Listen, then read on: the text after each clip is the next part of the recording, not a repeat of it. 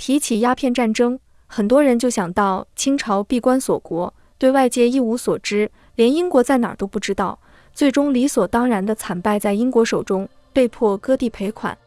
然而，鸦片战争前的中国真的对外一无所知吗？一个很反常识的结论是，早在1840年，也就是鸦片战争之前的清帝国，对世界的了解不光不少，甚至还非常深入。满清入关之初，就曾和荷兰人联手对付郑成功。按同时期欧洲传教士的观察，满清八旗集团甚至还有一些来自中东欧的蒙古人，换用今天的认知，就是俄国人和波兰人。满清集团当时有个基本认知，就是西洋人的武器很厉害。早在大明还在的时候，努尔哈赤就焊死于红衣大炮之下，这些红衣大炮就是大明问荷兰人买的。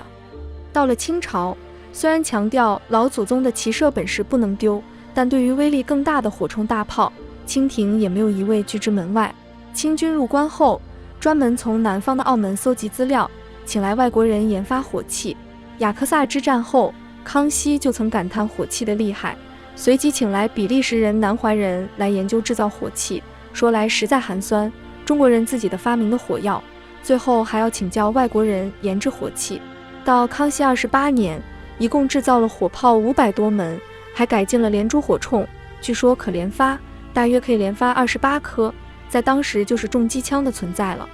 讨伐噶尔丹的时候，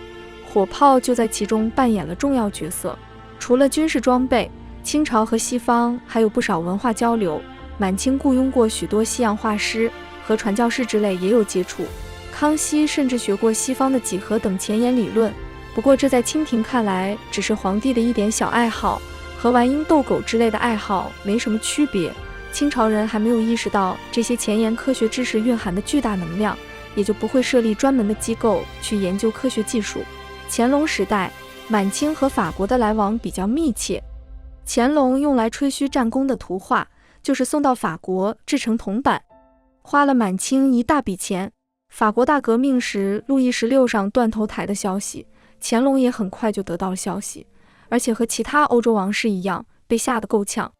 既然清朝早期与世界的交流如此紧密，为何到了道光时期会给人留下一个清朝闭目塞听的印象呢？一个原因是，法国大革命后，乾隆害怕这股不尊皇权的歪风邪气传到中国来，更何况满清是外族入主中原，骨子里就带着点自卑和不安全感。清朝皇帝害怕有人也会不承认他的地位，会把他也送上断头台。也或许是这种心理，满清变得越来越害怕和欧美人打交道，害怕反军权的思想也一并传播过来。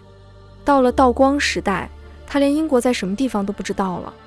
另一个原因则要稍微复杂点，我们先来看看此时的英国是怎么把势力的触手伸向亚洲的。18世纪中叶，英国东印度公司在今天的孟加拉建立了殖民地。1795年从荷兰人手中夺走马六甲，1805年东印度公司的军队全面控制印度次大陆。同一时期，拿破仑的法兰西帝国横扫欧陆，攻占了葡萄牙帝国首都里斯本。作为法兰西的老牌宿敌，英国此时迅速做出反应，占领了葡萄牙的殖民地澳门，为的是防止法国势力通过葡萄牙殖民地染指亚洲。1814年，英国东印度公司占领了今天尼泊尔的库尔喀王国，尼泊尔就在喜马拉雅山脚下，紧邻着西藏。换句话说，英国此时已经扩张到了清朝边境，甚至通过东南亚一众岛屿对大清形成了一个松散的包围网。那么大清此时有没有意识到，有个国家拼命在他家后花园挖土搞事吗？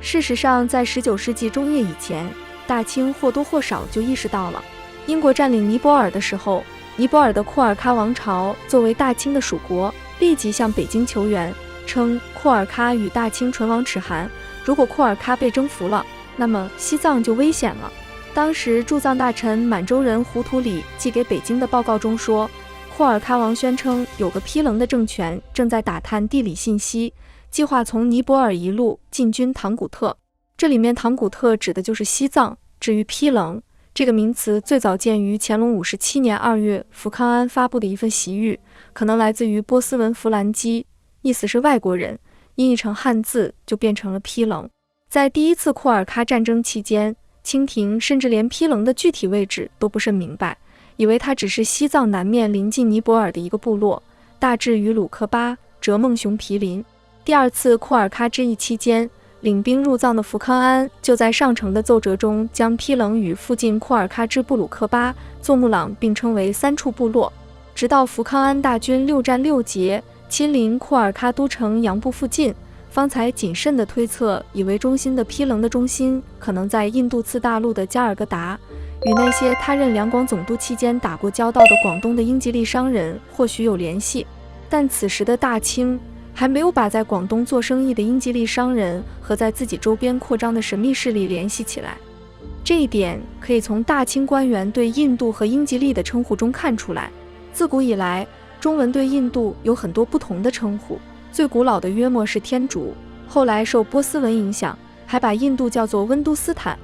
但除此之外，自19世纪初还流行起了一个新词汇，那就是港角。所谓的港角来源于什么词汇，已经很难考证了。我们只知道这一词汇指的是印度次大陆的商埠和商品。1816年，两广总督蒋优先给北京的一份报告中说，英吉利与港角有传到广州，但他没搞明白英吉利和港角之间究竟是什么关系，只能说有英吉利国的人在港角有船，英国可能在港角有据点。但大清知不知道当时的港角已经被英国人统治了，可能是不知道的。换言之，19世纪初的两广总督虽然某种程度上认识到了这个英吉利国与港角有些许关系，但是还是认为两者可能还是彼此独立的。至于英吉利国与港角与之前所说的丕棱的关系，恐怕就更不知道了。这就是当时大清最主要的毛病，他们并非对外界一无所知，大清实际上一直对外部非常感兴趣，尤其是边疆大臣花了很多的心力收集外部的情报。但关键不在情报的收集，而是情报的整理和分析，是如何能在海量的信息中挑选出真实的、重要的情报整合起来，交给决策者去应对。清朝此时就缺乏这样一个情报机构，所以中国东南沿海的广东所收集关于英吉利和港角的情报，没能与西藏地区获得关于丕棱的情报联系起来，使大清没能第一时间就认识到他的对手已经在自己周围系统性扩张了几十年。随着时间接近19世纪中叶，大清终于厘清了英吉利与港角印度之间的关系。例如两广总督的阮元在任内编撰《广东通志》的时候，很不寻常地加入了一新的志书体例及外藩列传。他在这一部分讲述了西洋诸国的情形，在英吉利国词条下称，又不知何时占据北亚卫利加，也就是今天的加拿大。他还说，英吉利自雍正12年开始来广东贸易，所贸易联属之地皆称港角，来博甚多。书中明确指出，港角印度就是英吉利的藩属国。此外，广东通志还提到了一个词条，就是望梅，也就是今天印度西边的孟买。词条中称孟买乃红毛所辖，红毛是英吉利的另外一个称呼。换句话说，阮元在19世纪初所编的《广东地方志》，不仅知道了英国控制的东边的孟加拉，还知道他们掌握了西边的孟买。除了《广东通志》以外，同时期还有不少著作显示出，当时尤其是东南沿海的中国士大夫对外界的了解已经非常深入了。更不用说西方的传教士几个世纪以来一直活跃在中国。19世纪的英国传教士米连曾在广州研习中文，后来辗转到了英国另一个殖民地马六甲，也就是今天的新加坡附近。1815年，他在马六甲领导发行一份汉文月刊《查世俗每月统计传》，向中文世界的人介绍欧洲的新知识，同时传播基督教的教义。其中地理成了该刊物的一部分固定内容，向中文世界很好地传递欧洲的地理知识。许多汉族士大夫都成了这类刊物的忠实读者。像米连这样以办刊物为名义传教的传教士还有不少，虽然他们的目的是为了传播基督教，客观上确实起到了传播西方文明、帮助中国士大夫认识外界的作用。另一个传教士郭实烈在一次记录中说道，一些中国的低层官员问我们，我国在亚洲的领土与哪些国家相邻，以及我国声威远自何处。一般而言，清朝官员们对于不在天朝威压下的外国极度无知，他们惊讶于我国在印度之领土与中国的云南省只隔着些灵河山而已，还对我们与他们那么近感到难以置信。从以上叙述中可以看出，虽然当时绝大部分的官员对外的理解仍然有限，但作为中国最顶尖的一批精英，很多官员士大夫都开始对外部世界的发展感兴趣。这些少数对外感兴趣的汉族士大夫在往后的鸦片战争中扮演了影响帝国决策的重要角色，其中一位便是林则徐。不过，纵然有如此多愿意了解外界的清朝精英，为什么清政府在鸦片战争期间依旧显得如此无能，且对英国知之甚少呢？在鸦片战争之前，清朝的世界观十分诡异。首先是极端重视北方的游牧力量，整个清朝一刻也没有放松过对于蒙古强权的打击，同时对内的农民起义或者传统的强臣骄兵等问题也有很好的处理，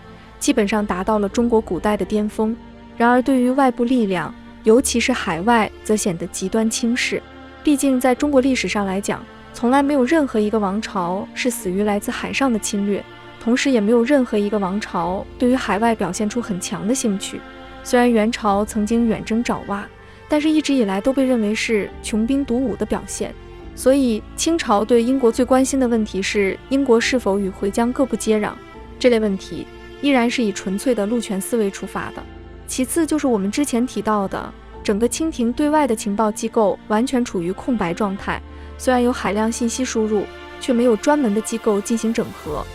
这些零散的、碎片化的情报完全不能指导皇帝的决策。最后是判断失误，清朝对于英国发动鸦片战争的分析判断可以说是极端错误。这一错误也和我国的古代军事理念直接相关。就开眼看世界第一人的林则徐而言，他虽然对英国有所了解，但是对英国发动战争的能力也存在估计不足和局限性。他认为英国远涉重洋开战，后勤补给必然跟不上。以我国古代的军事思维来估计英国人，而且英国志在通商，通商不必起信，意思是英国人是来做生意的，生意人都是以和为主。这又是一个天大的误会，把自古就被打压为贱籍的清朝商人和持剑经商的英国人混为一谈。